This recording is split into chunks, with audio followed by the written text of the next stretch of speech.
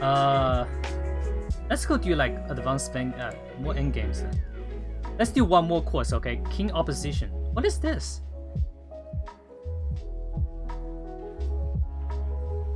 King and pawn endgames are the building blocks that one more support lesson, your guys. understanding of all other endgames.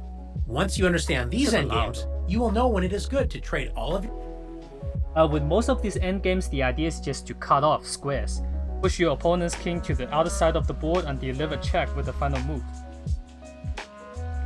Okay, that's when we have the straight line attack, right? Like a rook or a queen to shrink the boxes. This is what I like. This is more like normal situation I run into.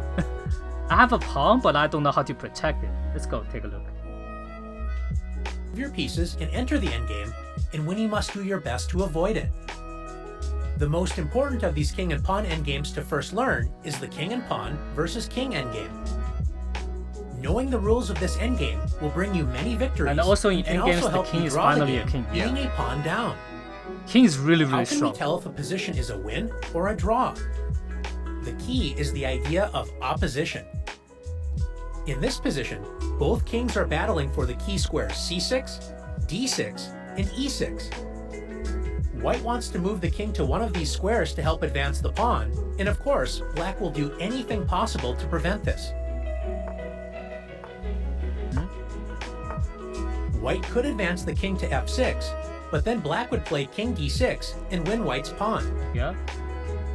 After d6, black must know exactly what to do in order to draw the game. When defending this position, remember to always keep your king directly in front of the pawn and to always stay on the same file as the pawn when retreating. The only move to draw the game for black is king d8. But let's see what happens if black plays any other king move. Really? After king e8, king e6, and king d8, when the pawn advances to the 7th rank, the defender always wants the move to be with check. Notice that after d7, the black king is not in check and is forced off the promotion square after king c7. Now white plays king e7, protecting the promotion square and promoting the pawn on the next turn. If black tries to play king c8, king e6, and king d8, white advances the pawn to the 7th rank.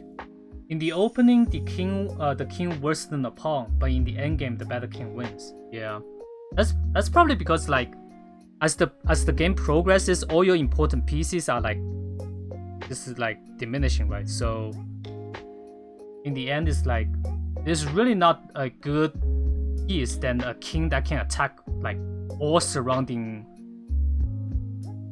squares, right? Once That's again, how I feel. without check. Black's king is forced away from the promotion square after king c7 and king e7. Because you can attack a in the endgame you can attack a bishop from the side. You can attack the rook from the diagonal. You can attack like a pawn chain from the side as well, the base or like something. Once king and rooks exchange, the king becomes an amazing fighting piece. Nice. Yeah, I need to utilize my king more, but I need to drag faster. Black once again loses. 3 moves is too advanced. The only move that saves the game for black Wait, what? is What I moving missed? straight back, and What I missed? white advances the pawn to the 7th rank, once again, Yeah. without check. That's the same thing, right? Black's king is forced away from the promotion square after king c7 and king e7. Black once again loses. Okay, let's take a look. The only move that saves the game for black is moving straight back and staying on the same file as the passed pawn with king d8. Okay. After king e6, black gains the opposition with king e8. If white moves the king away, black will immediately move the king in front of the passed pawn and move back and forth on the same file as the pawn. After d7 check, the pawn advances to the 7th rank with check, which means that black's king can move in front of the pawn and block it with king d8. If white moves Oh, the it's king about away from the pawn, who to move black first. simply captures it. The king So cannot after go king here. d6, Yeah. the position is a stalemate. Let's take a look at another example. Yeah, wow. In this position, white has only one winning move. In order to win this king and Does this matter how far away these two are, right? pawn endgame, you want your king to be in front of the passed pawn. White takes the opposition with king e5. White has the opposition because the kings directly oppose each other with one square between them, and it is not white's turn. Since black has to move, white is going to gain one of the key squares, d6, e6, or f6. If black plays king d7, white's king will advance to f6. If black plays king e8, white will play king e6. And if black plays king f7, black's king has given up protection of d6, so white takes over that square with king d6. If black now plays... The column and the row matters depending on the situation later on. Okay. So just now that moves is really depending on like when this situation happens, who moves first, right? The reason that we got the stalemate is because at that time it's black to move, right? So instead of like this happens, you move one, right? So this is one move. King f6. Black now has the horizontal opposition as there is an odd number of squares between the two kings, and it is not black to move. Okay. Although black now has opposition, it doesn't stop white from simply marching the pawn up the board with e5 check. If black's king doesn't move to f7 right away, white will simply march the pawn up the board. And after king f7, white takes over opposition with king d7. Okay. White's king now protects the three squares the pawn will use on the path to promoting into a queen, so black loses this endgame. Instead of king f6, black could have tried to control the promotion square by playing king e8. White now wins by gaining opposition once again with king e6. Oh wait. And after king d8, black's king gives up control of f7, so white takes it with king f7. After king d7, white's pawn marches up the board with e5. And after king d8, e6, king c7, Yeah, you cannot move here. e7. As we have seen, gaining opposition allows the attacker to take over critical squares to promote the pawn, and opposition for the It's defender different when the pawn's usually on prevents the AH5. attacker from making any progress. There are some cases when gaining direct opposition does not work. Let's take a look. In this position, white is threatening to take opposition with king d6. Although black can gain opposition with king d7, black is still losing. It doesn't matter which side has opposition if the side with the pawn has a square to advance. After d4, white takes over the opposition and will win the endgame with proper technique. Here is another position where opposition does not save the defender. After king d8, even though the defender has opposition, if the side with the pawn can get the king on any of the three squares in front of the pawn on the 6th rank, in this case c6, d6, or e6, the side with the pawn will win no matter which side has opposition. This is because white can force the black king off the promotion square at the right moment. After king e6 and king e8, white advances the pawn with d6. And after king d8, notice white is able to advance the pawn to the 7th rank without check after d7. This means black's king is forced off the promotion square. After king c7 and king e7, white will win the game. Let's take a look at one last example. When the side with the pawn is left with a rook pawn, opposition does not help. Once the defender's king is able to control the promotion square, the game is drawn as the king will simply move back and forth and never leave the corner of the board.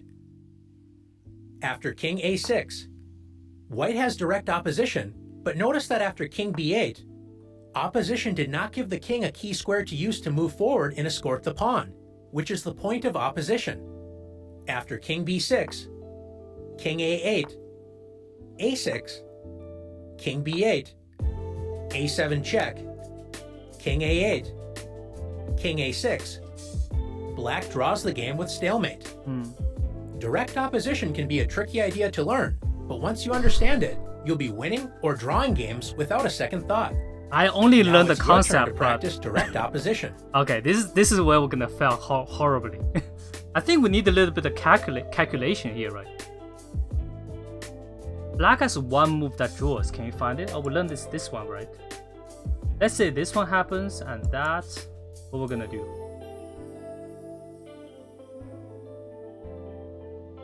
This.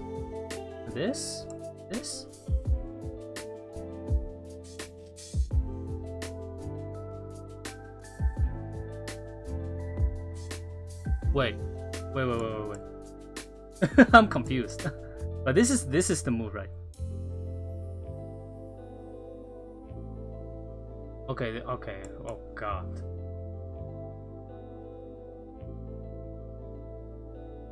So I want to go this way, right? This happens. Go back. The king cannot go here. Goes here. These two cannot move. These two cannot move. This is, yeah, it's stalemate, right? This is the one. Okay, I move here. Oh, retreat, huh? Oh, this is perpetual check. Oh wait, what the hell? Oh, I'm dumb. I'm dumb. Just gonna do drawing move this again, right?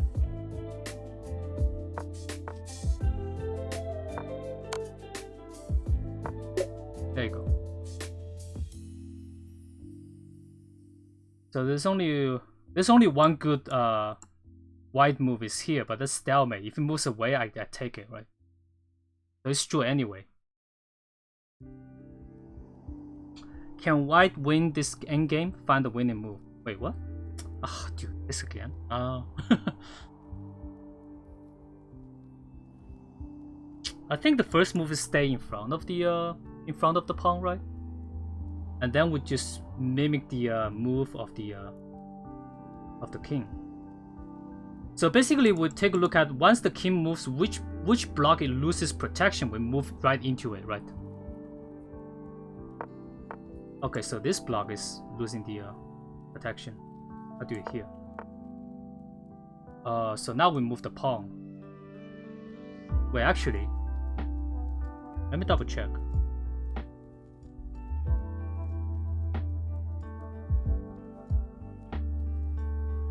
Actually, this is not right. Can I just go here?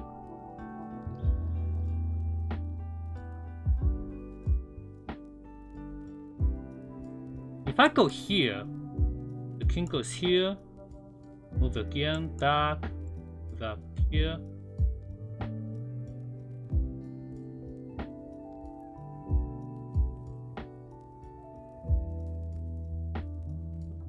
This is kind of fine, right?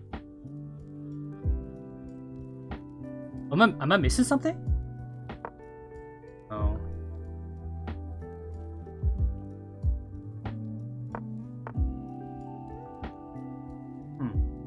Move my. Oh, this one lose protection. I go there. Now we move the pawn, right? Keep moving. Once it gets here, it's good, right? Wow. When your king is in front of the pawn, okay. Unless it's a rook pawn. Rook pawn? Oh, on the side, right? Opposition is not enough to save the defender. Let's keep our king on the 6th rank and prove this idea. Oh, wait, what? Oh. So it's like, wait, is it like reversed, right?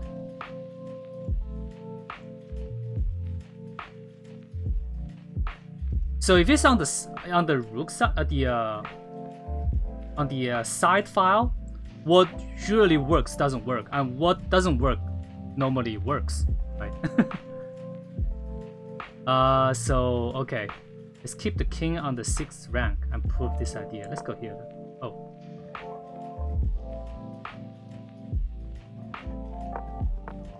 Okay. Push the pawn. Now. We can advance our pawn to force the black king to off the promotion square. So we go here, cannot go here, cannot go here, has to go here, right? Now we just push the king, right?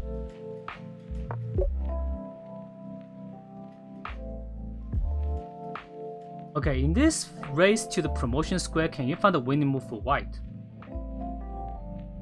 What is this about? Did we just cut off this line? We need to cut off first, right? Okay. So if I move, it's gonna be like this, so...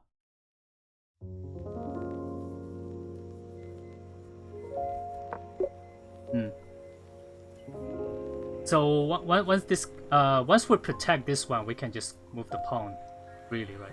Because for the king had to catch up, I have to swerve, and it still cannot catch from this side. Yeah, basically this is protected, right? The king cannot get close to this.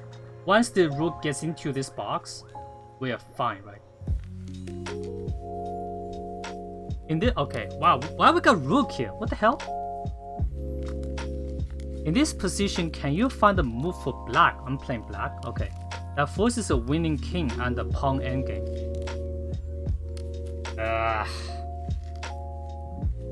So, oh, this is at the beginning, right?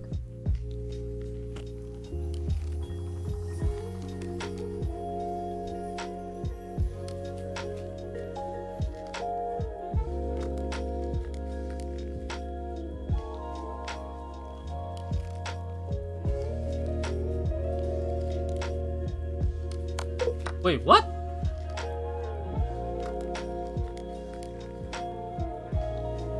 Oh, wait, I'm unable to keep the opposition? Why? Like...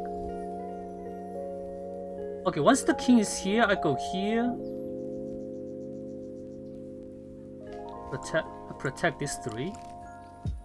You can go here.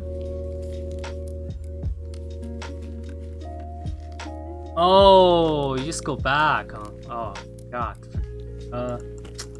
Yeah. Alright.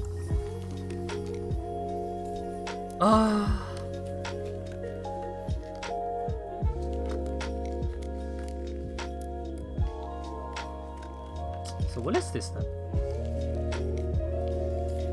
I'm gonna move this one first. I'm like, I mean, there's no way doing this, right? Oh, this is the last challenge. It's probably the hardest one. It seems like there's only 2 moves reasonable here, but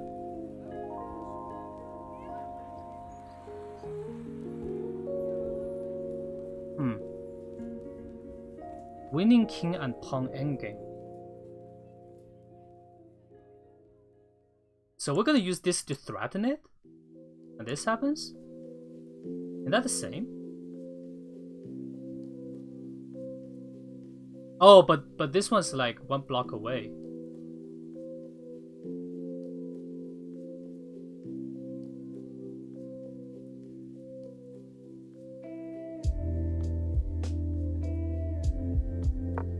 Oh, it's not a move. Yeah, it's the same thing.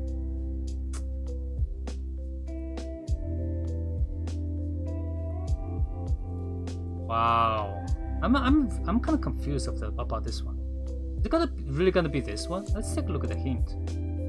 How can you force white to trade rooks when you can take opposition? What? What does that mean? So going here is the same thing, right? Did I go there? Oh, wait.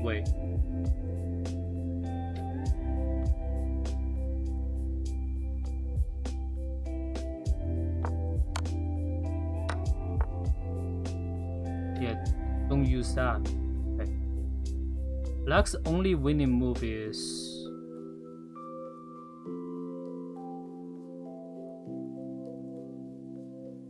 Wait.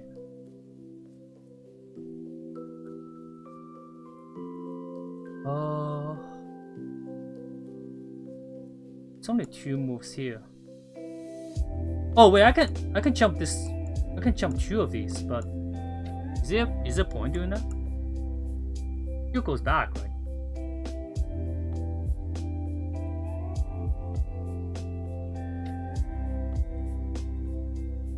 How can I take the opposition here? Just go here. And once he moves, I just take the opposition. Wow, come on, man. This is so hard. This is too difficult, man. This here. Basically, we'll try to cut off the line here. Ugh. I need a little bit more practice here. So this is a force this one, right?